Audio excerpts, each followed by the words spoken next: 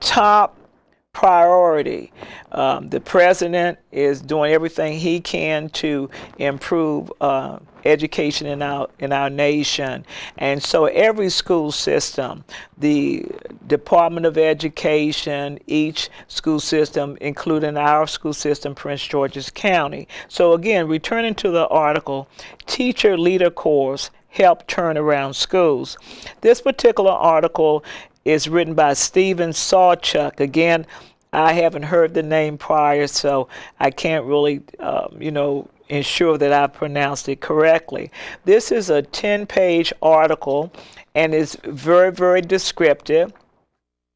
And it talks about a strategy where instead of just having a turnaround principal at the school, they also are having what they call T3s.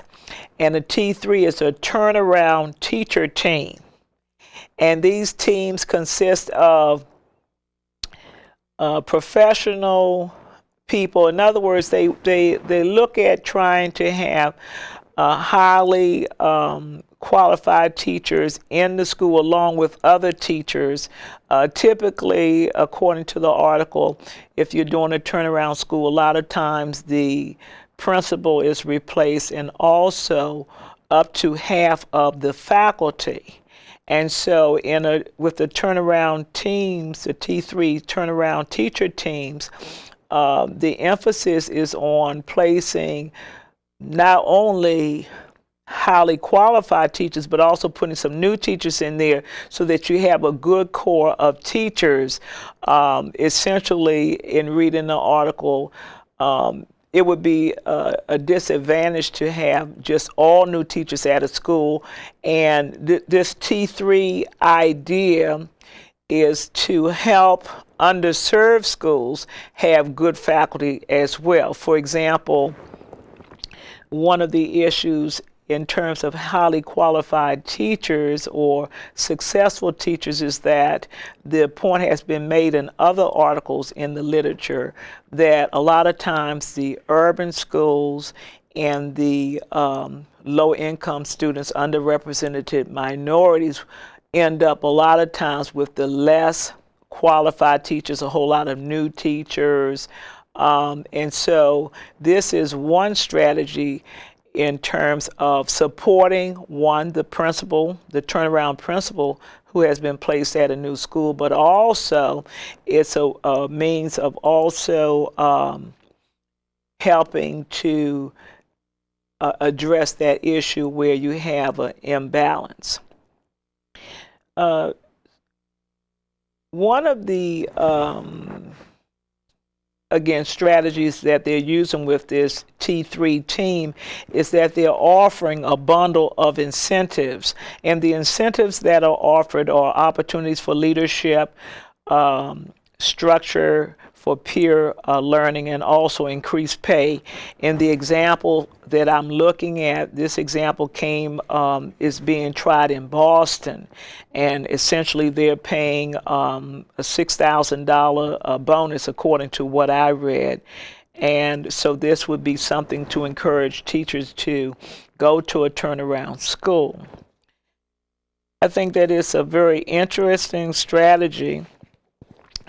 From the article, I learned that there's federal grant money. It's called Federal School Improvement Grant money for doing an initiative like this. And I'm sure that our county is very proactive in applying for grants and getting additional funding for our county students. So, I'm sure that this is not anything new to the county. But of course, we in the community, some of us may not be as abreast of what's going on, so I always like to share it on an educational moment. One of the purposes for having the T3 teams is to attract the best teachers, but also to retain good teachers. One of the teachers in the article who was quoted says that he really enjoys being on a turnaround teacher team because he likes working with very, very upbeat people and teachers who really are trying, they're really good teachers, and that they really have this commitment to raising the achievement of the students. Another issue that's raised in this article, and this is a very, very real issue in the teaching profession. The article describes the teaching profession as basically a flat profession. In other words, teachers come in and there's not a lot of places for them to go. They have to leave the teaching profession and go into administration or some other area if they want to continue to excel, let's say that. And essentially, I know for a fact that this is true. And so there should be some way for teachers to advance, particularly teachers who have been very successful in the classroom. One of the another benefit of the turnaround teacher teams is that in this article it says that they're trusted more and that they're given opportunity to make decisions. So I thought that was certainly very positive. I don't think that it's the solution to all of the school improvement issues, however. I think that the article bears out, and I think that it will always be borne out, that it really takes a tremendous effort. There's no one solution to raising school improvement, but I think it's a complex issue, and I think that in order to raise achievement and to continuously help a school improve, that there are going to need to be numerous strategies. Certainly, because we have many diverse student populations, we have various ethnic groups, we have various income levels, but the most important thing is we have various ability levels based upon their prior knowledge and their background prior to coming to school. So there are many, many needs. We also have our students with special needs who can achieve if they are given the right support and that the right accommodations so that their needs can be met. So school improvement is never going to be a flat solution. It's never going to be a linear solution. I think it's going to be a branch solution. However, the extra funding, I think, does help in this way.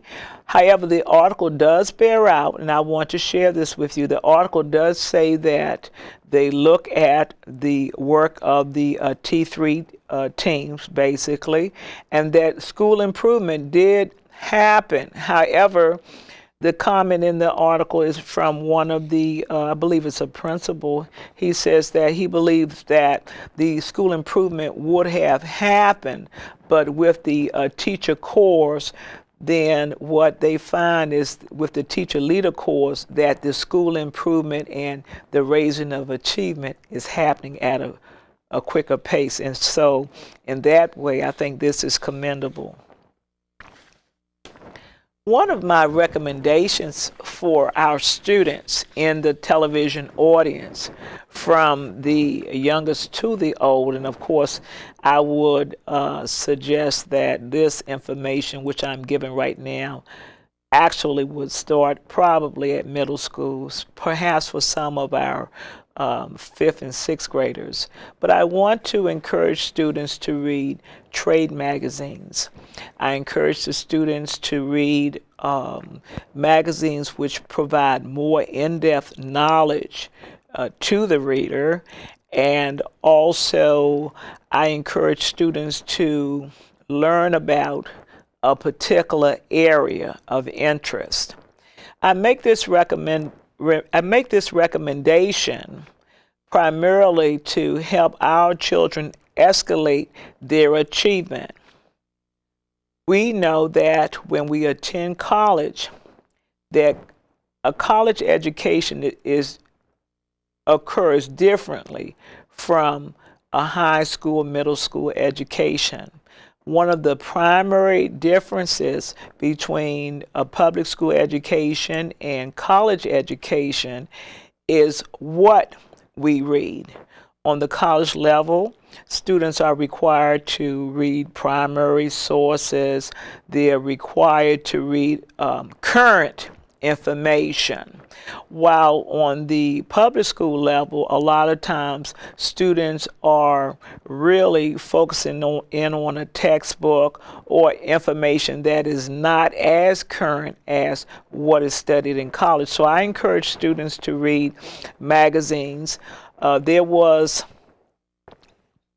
a good example which I experienced some years ago, and I'll share it with you.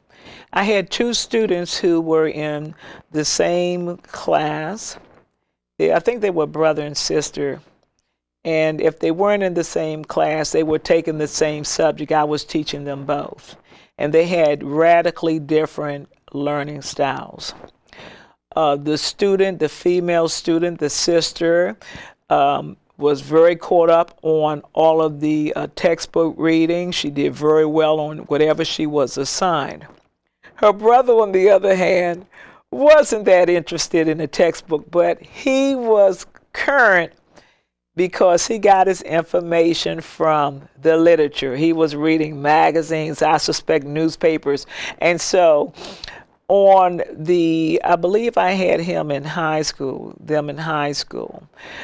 So the female student was making very good grades. I'm sure she had an A average in public school. However, through some reading that I did, I learned that probably her brother was going to surpass her in college simply because of what he was doing now, namely reading the current literature in the field of interest that he had. So, and I recall one time that there was a point that he made that I was not abreast of. It wasn't in the textbook. It was something that he had gleaned in doing his research on his own. So I do encourage all students to read the trade magazines, read the information that's current. I know that you still have to do your work for your classroom work, but you also need to be reading something outside. I also encourage students to get an interest, whether it's a hobby, but to begin reading up and increase your background knowledge on that interest that you have. I say this because it has greatly helped me. I read Bloomberg Business Week. I have looked at a number of magazines, Education Week. I read the NASSP newspaper that comes out. And so I'm constantly reading literature in my field. So I encourage parents to have their children read and to encourage them to read in depth and to learn in depth about a subject, because the ability to do this will help them be very, very successful in the future. I do not believe that taking one particular type of course is going to make you successful in the workplace. Indeed, one of the most important skills for students in the workplace is good social skills. Learning how to get along with others, learning how to have a pleasant conversation, and learning how to be cooperative. I think learning to enhance your social skills is a very authentic ability that all of our children need. This has been an educational moment. I'm your host, Dr. Pat Dingle. Thank you for coming and sharing with me today. I look forward to you tuning in again to an educational moment.